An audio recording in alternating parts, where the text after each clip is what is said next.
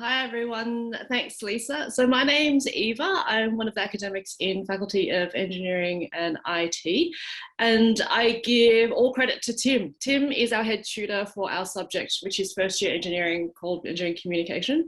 And both of us learned about OnTask probably over a year ago, and we're quite excited to see how it could help us communicate better with our large cohort of 600 students approximately in autumn and 400 in spring. So it is a large class. And Tim took this on board and has been working with it and experimenting with it. And we've been running with it since, I reckon, about autumn last year.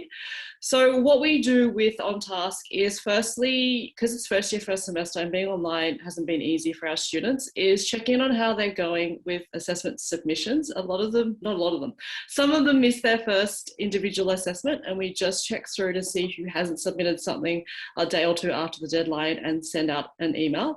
And because it is first year, most of the time it is because students missed the deadline, there's too much going on, or didn't realize it hadn't submitted, or didn't know how to use Turnitin. There's just different reasons, and it's never due to the fact that they just couldn't be bothered. So that's super helpful. And then later through the semester, we use it as a tracking tool to remind students to do their pre-class work. So we do take a flipped teaching approach where students are expected to do about an hour of pre-work before they come to class. And, you know, life gets busy, there's 4 other subjects going on. So about a 24 to 48 hour period before their tutorials each week, we check through who has done the pre-work and who hasn't, and we send them a kind reminder.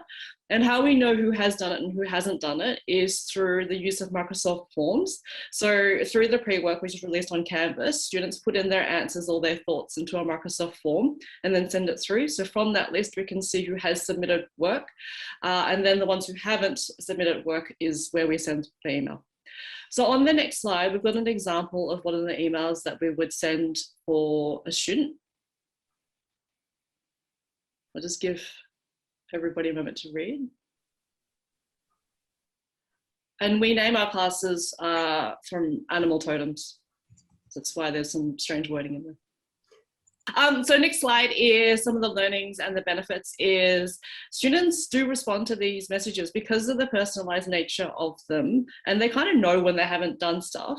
They do appreciate the reminders, and sometimes it actually triggers students sharing with us why they haven't done a particular task, because sometimes they don't feel comfortable bringing up with their tutor, or it's just not something you would go and take the initiative to email somebody about. But because we've basically put out the olive branch rather, then students have replied and said, look, you know, I've just got this thing going on, thanks for reminding me, and blah.